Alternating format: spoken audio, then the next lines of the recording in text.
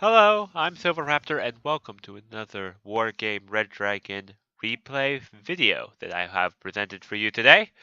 Now we will be playing on a somewhat similar map. This is normally chosen Reservoir, but it's been turned sideways. Reinforcement points will come from this side of the map, and the red side, they will come from this side of the map. Normally this game is played 90 degrees this way, on this way of the map, but for this game, everything will be played this basically the other horizontal way, the perpendicular way is what I'm trying to say. Thank you. So we will be playing Blue 4. I am joined with Folly Topo and Squirrel Knight, and Folly Topo is actually a friend of mine. I've known him for quite a while, and Squirrel Knight is one of his friends, who I think is a little bit newer to the game, but I'm not sure. Don't exactly quote me on that. Well, I guess you could quote me on that, but anyways, I have this game started out for you. I'll be playing the United States deck. Squirrel Knight's playing the Commonwealth deck, and Folly Topo is playing a Japanese deck. The enemy is playing a Soviet deck and a Chinese deck, and another might be playing another Soviet deck. Now, this is a conquest game. I'll just start this up so that we can start getting the troops moving. This is a conquest game, which means we need to go and control the points in the different sectors, and it turns into a very interesting game, as we're basically, both sides are throwing troops at the other, and both sides' defenses are basically stretched to the breaking point. So, let's get into it right now. So, I'm bringing up a CV to capture Foxtrot, get us that early point advantage. I am going to secure Foxtrot. I'm moving helicopters, and I'm going to put tanks into this tree line right here to basically screen the infantry that they have in these buildings. So give it basically, it's a two-layer defense system. I've got this first layer on these buildings around. Second, I've got these tanks be able to help out the first layer while simultaneously creating a second layer. Squirrel Knight sends some troops out in the middle here, and Folly Topo sends basically everything forward into Echo. He doesn't even bring a CV for Charlie. He's just spent that points on just more troops as he brings in Nanoyon Shiki E tanks, infantry, stingers, Hachi-Q Shikis. They're all just basically going to be rushing forward, and he's trying to at the very start to try to overwhelm and destroy the reinforcements, or basically the line around Echo. Squirrel Knight manages to push up against some SAS early on into this part. Is able to kind of screen against tanks and helicopters and give us an advanced warning system in case the enemy comes out. And there's a bunch of troops lined up wait in Juliet. Now the enemy's bringing some IL-102s, 14 500 kilogram bombs to try to disrupt Folly Topo's attack, but he's still struggling forward, and there's not much that they can do to stop him yet at this point. And Squirrel Knight is bringing up some troops to help out with this push, basically trying to create a two-prong attack. But the enemy has some BMP-3s, which have nice view of this road, and managed to deflect his Challenger 1 that was going across. This anti-tank group, Factoria missiles, managed to scare away this Chieftain Mark V, so he is unable to really help Folly push.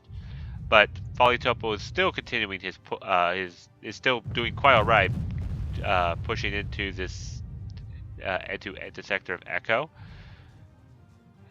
Now the enemy is starting to send in a lot of planes, so they definitely have a degree of air superiority at this point. I do bring in a Tomcat. I'm trying to experiment with Tomcats now that they've added them to the air sector and not the naval sector, and I don't know quite how I feel about them yet. Another IL-102 trying to disrupt, but for some reason his IL-102s are not quite on the mark. He seems to be not dropping the bombs where they need to go. Will this IL-102 do any better? Yes, it does much better. It takes out some infantry and some APCs, but for the most part, his attack is still alive and ongoing. I brought in a DAP to help out, but it got hit by this Eaglet Ant squad, so I'm sending them back to the fob for some repair. Now, for my side, it's mostly quiet. I have some the helicopters that I brought my infantry in, just kind of poking out, and I have these hiding down below this cliff here, so they can't really be shot at. They're basically reinforcements. And then, of course, the enemy does shoot down my twin Huey there, as I'm basically trying to help out Folly over here do this push. Because as you can see, it's dead even neutral on this point. They have 3 sectors, and we have 3 sectors. So one of us has to break through the other one's defense line in order to make any ground. Now, they did have an advantage because we didn't have this sector right at the start. I actually brought in a Humvee CV to try to even out the points, as Folly was spending more and more of his points trying to break through. Squirrel Knight comes and tries to back him up, sending forward a number of Canadian airborne. And an IL-102 comes in again, but gets shot down by this incredible number of gun tanks and AA that Folly finally brought in after being bombed by those IL-102s so many times. Now, the enemy is, of course, getting ready to attack me here along the line, and I don't quite know that they are. I do bring in an attack them to help start trying to pepper the enemy where I suspect they might be. So, we'll see if I manage to guess and get some nice good kills with that there. And it looks like Squirrel Knight is breaking through. There's only some VDV 90s left. Then the Canadian Airborne get bombed heavily, and there's only one left, and now there's none left. So the enemy manages to bring in reinforcements into this defensive line just in time. They're bringing up some helicopters, but the gun tanks are still very good anti-air radar unit. In the center, Squirrel Knight's trying to poke out with a Leopard Nexus, but then the enemy is trundling forward with tanks and vehicles of their own. So the enemy's starting to do a push down the center here, forcing us to respond as they're trying to fight back with their trying to push out here. Their tanks don't do very well, so basically it's kind of a dead even draw at this point. Both of our defenses are holding, but they haven't really been tested quite yet. I mean, the enemy's defenses in Echo have been tested, but it seems it's quite clear that at this point they're gearing up for a major attack on me very soon. Now, I do bring up an Abrams and a Bradley. I'm starting to put more reinforcements into this forest. And it's kind of, now it comes to the point where there's a little bit of a lull.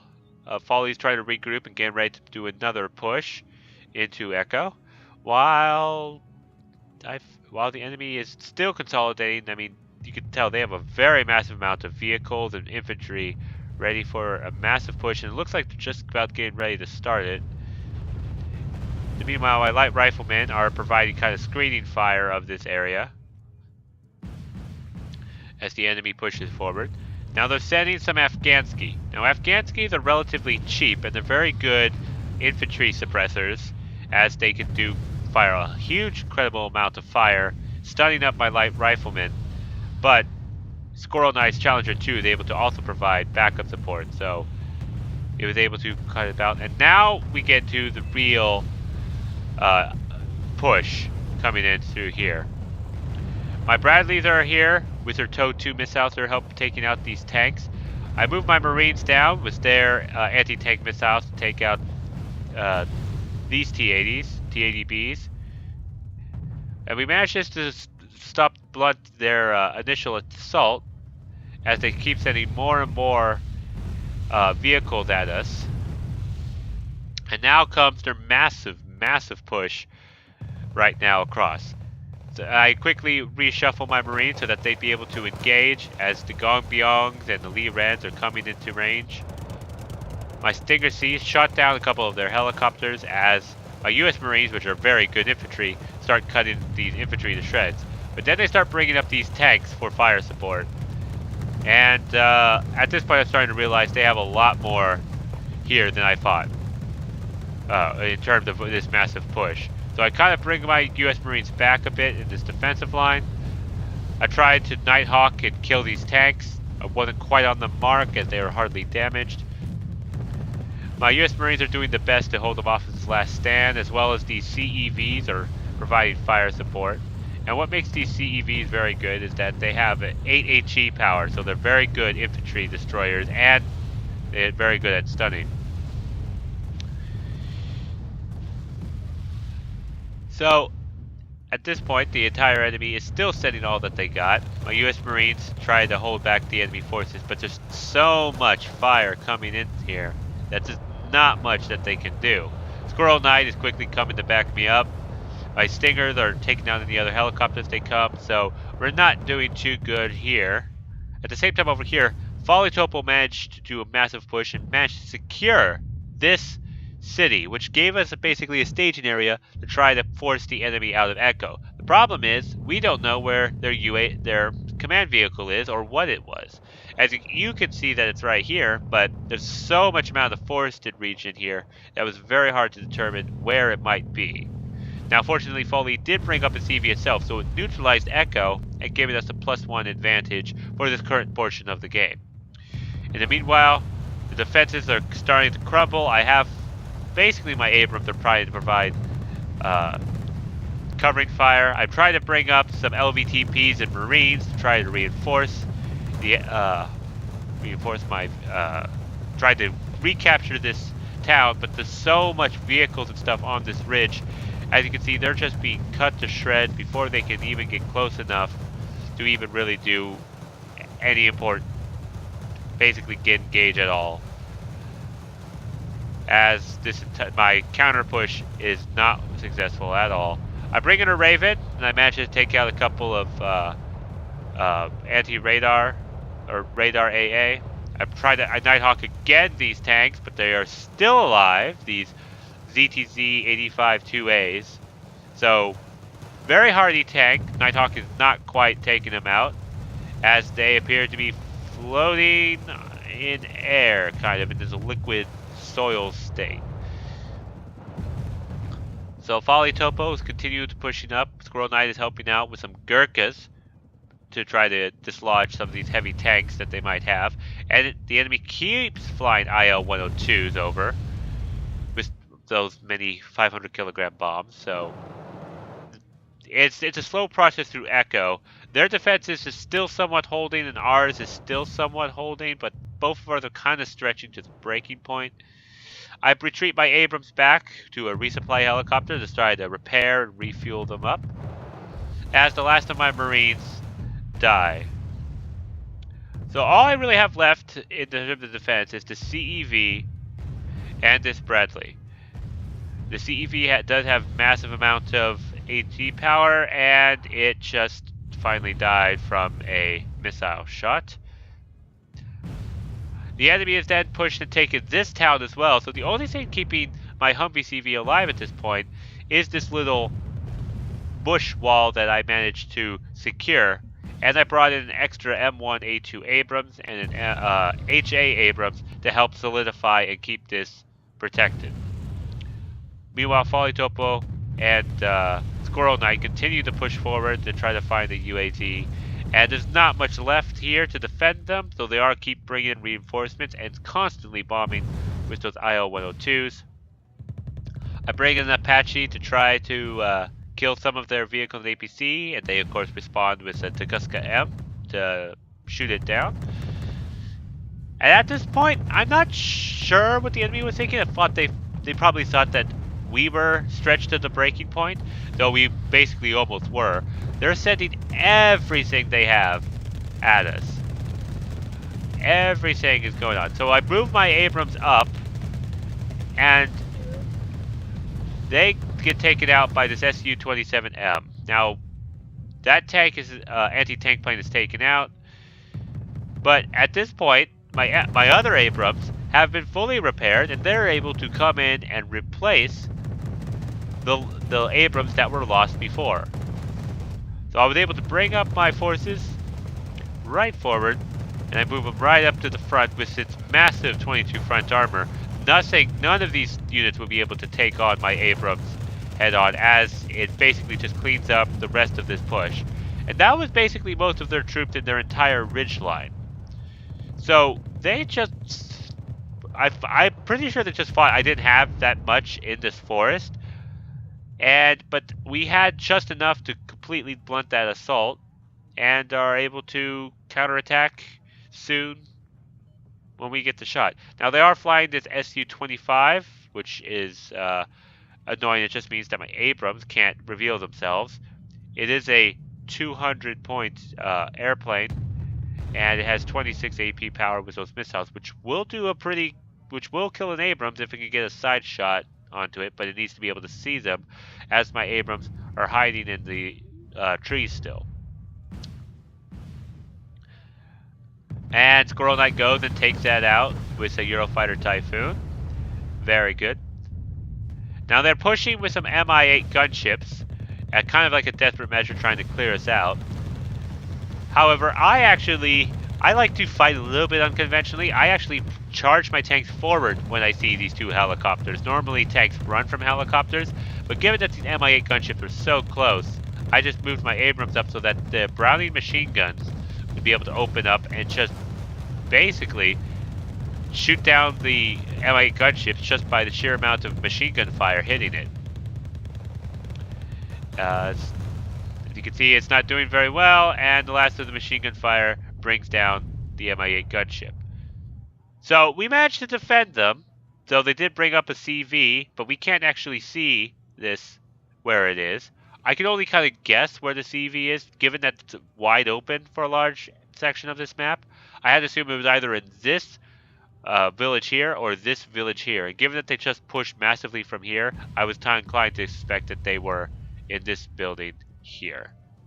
Now the enemy brings up a MiG-29M and puts some cluster munitions right over this spot. They managed to nick my CV, but my CV just barely stays alive, and it misses my Abrams, which was the most crucial thing, as, well, it's not really a forest anymore, but everything is still hidden here in this not anymore forested region. I managed to bring up these U.S. Marines, and I start beginning my sweep across to the left as I'm going to try to hunt down where that CV, as I said, because I suspected it was here, but I didn't have any concrete evidence. Meanwhile, Folly Topo has just been fighting back and forth alongside Squirrel Knight, trying to still take control of Echo. Oh yeah, and at this point, Folly Topo disconnected, and also Bloodwolf is disconnected. So it managed to draw down to a 2v2. So we managed to get a little bit of extra troops, and my U.S. Marines managed to find this T-80 UK if they can get into range with their anti-tank missiles. And they do hit massively, as a side shot from an ATGM. It might have been an Abrams of my Bradley, as it takes out that tank CV, and we are now have control of Foxtrot yet again, giving us another +1 lead to the advantage. So the game started to slow down a little bit after that massive push. I bring in more troops to reconsolidate this defensive line. And their main problem is just these troops here are a little bit forward. And the enemy, after that push did not succeed, bring in a huge amount of reinforcements to try to oust our foothold here in the forested region of Echo. So, infantry battles within forest are beginning as they bring in basically Nangshi, WZ with their autocannons.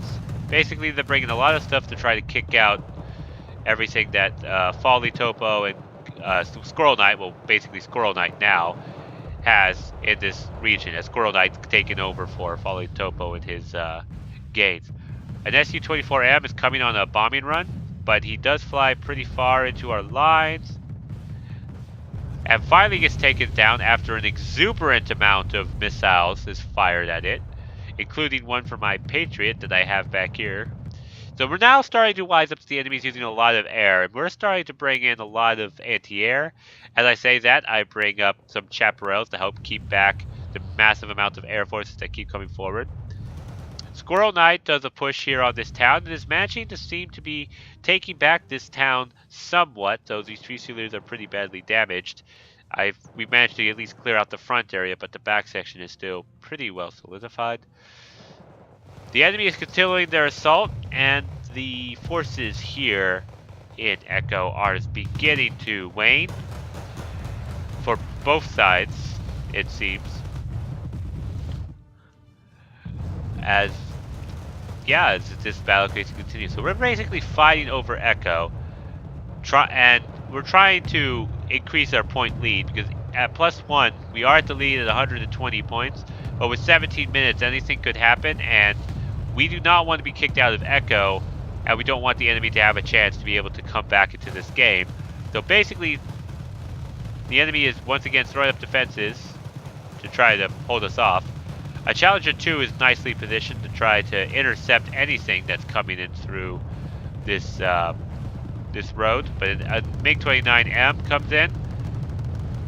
It does get shot down by these gun tanks as it puts its cluster munitions off to the Challenger 2, but the Challenger 2, with its 4 top armor, manages to survive from that cluster munition, so very nicely done.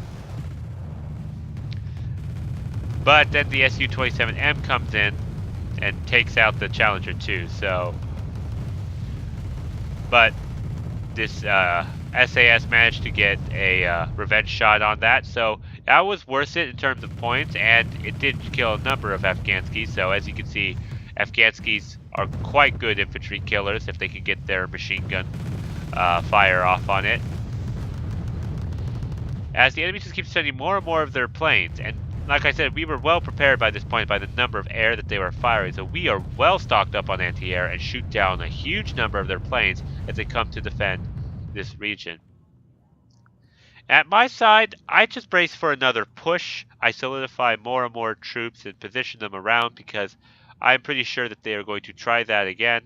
I bring up more CEVs as a lot of this stuff did get killed, and I'm pretty well solidified at Duggan and Foxtrot, and I decide I'm probably going to be helping out here on the left with Echo, because this is our most gains. If we can get complete secure of Echo and put us to +2 lead, that would definitely increase our win advantage. So we will speed up just a little bit. The enemy is continuing to pushing forward in infantry, but Squirrel Knight has spread out his troops quite well so that there's a long range of fire, almost like a conclave, pushing into these infantry that are trying to knock out. But of course, the enemy bombs once again the infantry and basically decimates Squirrel Knight's forces. So the enemy still is relying heavily on their planes to try to hold off the push, and so far it's working until I start bringing up my own infantry in Marines and LVTPs, and I am going to definitely help and try to secure Echo. So the enemy is bringing forward some tanks. They're being met with tanks of Squirrel Knight, so he's basically had this area locked down, and I know that. So rather than throwing my troops into the meat grinder, I start beginning to spread out my LVTP and US Marines to start covering this area to try to find the command unit that is controlling Echo and basically keeping it neutral, while Squirrel Knight is trying to guess with his AS-90s where it might be by targeting the side of a mountain. So as you can see, they're all trying to force and push back against us here, while my Marines and LVTPs scatter around are looking for that hidden CV, and there we find it. And my LVTP takes it out. So now we have control of Echo, bringing us to a +2 lead. And I begin positioning my troops so that we'd be able to intercept any reinforcements that might come across. As you can see, they are definitely bringing across that exact set of reinforcements. But of course, they can see my LVTP, and my LVTP can't see what they're shooting at it, so I begin backing them up. As a plane comes across this LVTP and dies right perfectly on the road, so Now they're charging their tanks forward, but I position my U.S. Marines perfectly so they get side shots and basically take them out with their anti-tank weapon. And these Monostroki, I retreat these injured U.S. Marines and bring up the fresh ones in order to clean up the last little bit of the Monostroki, which is basically the last of their reinforcements. At this point, the enemy is continuing to bring reinforcements again under this forested region, as they still have somewhat control of this town, but we're less concerned about this area. I am well dug in and solidified, and I'm pretty reasonable that I can handle anything that starts getting thrown at us, especially with these Pathfinders giving us advance warning and seeing across this field here if anything starts coming down this road. So now we've got control of Echo. As I begin to putting the nail in the coffin, I bring in a whole load of my Super Cobras with their anti-air and their anti-tank missiles, and I bring in these Kiowas, these recon Kiowas, which I do quite enjoy for their exceptional optics, and I'm going to line them up and get ready to do a massive sweep to the side using the optics of the Kiowa to spot everything, and with the massive number of anti-tank missiles from the Super Cobra Kiowa, just try to kill as much as I can in the hotel and hopefully take out the command vehicle, because if we neutralize the command vehicle here, all the troops have to spawn from India, and that gives us a massive amount of control for this region. And it looks like, here we go, I am beginning my assault across as my Super Cobras begin flying across.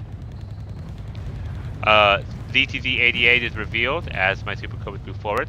The enemy brings some planes forward, Su-27Ss, but the Super Cobras with their anti-air missiles all fire, shoot down one of those airplanes. As my Super Cobras move forward, at this point the enemy brings everything they have. Every plane that has a machine gun, they're trying to get down and shoot down my Super Cobras. But like I said, we have a massive anti-air umbrella back here, so a number of these planes are being shot down. And Squirrel Knight's even bringing in all of his planes to try to help me out with my push. But after all that, I'm down to 2 Super Cobras left. The enemy tries to bring in a CV as reinforcement, but given the fact that these are anti-tank helicopters and this is a tank, as you can see, it's not really working out for this command as it gets taken out and explodes there on the road. So now I just need to find this last pesky UAZ as the enemy brings in a Tor. They fire the missile and it does take out my Super Cobra, but my Super Cobra manages to take out the last little bit of AD that they bring in as this Super Cobra sees the UAZ, takes it out, not only bringing us to a +3 lead and neutralizing enemy reinforcements from Hotel. I then decide just to land my helicopter at their forward operating base, steal their supply, and repair my helicopters after they did a marvelous work to sweeping through Hotel and clearing that area. Now the enemy is now desperate. They just lost their reinforcement point, so they are going to push everything they have against me in Foxtrot. But as you can see, I am again well dug in.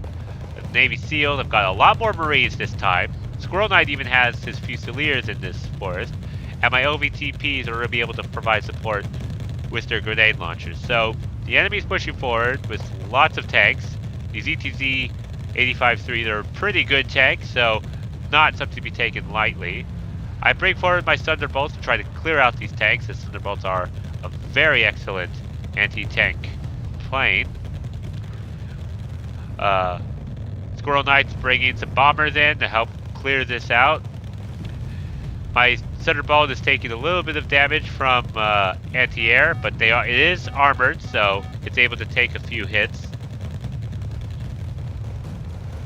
So again, my Marines are starting to fall apart, being stretched to the breaking point yet again. But the enemy did lose quite a bit of stuff making this attack. My Thunderbolt unfortunately will go down to that Tunguska. But I bring forward the longbow in order to finalize this cleanup with this push. The enemy is trying to push into this forested region across here, but with some mortar support and the fact that I have Marines and SMOs to cover this, they're unable to push forward. Another bombing run come through. as my longbow begins cleaning up the rest of this enemy. Now I quickly run forward my longbow to try to take out this Igla before its missiles can hit my longbow. And now that dealt with the AA, so all my longbow is left is just to clean up these tanks as we win the game with our +3 lead advantage. So a very nice game. The enemy tried to push us out, but we kept up our pressure on the left side much better than they were able to apply on our right. Pretty nice game. Interesting new map. Uh, Even though it's a previous map, just turned sideways, it does provide a little more dynamic, different play because basically the two teams spawn on different areas of the map now, and different lanes of avenue are used that are not otherwise used. So thank you very much for watching this video. Please do comment, like, and subscribe if you enjoy, and I will provide more Wargame content to you in the future. Thank you very much, and I'll see you in the next video. Goodbye.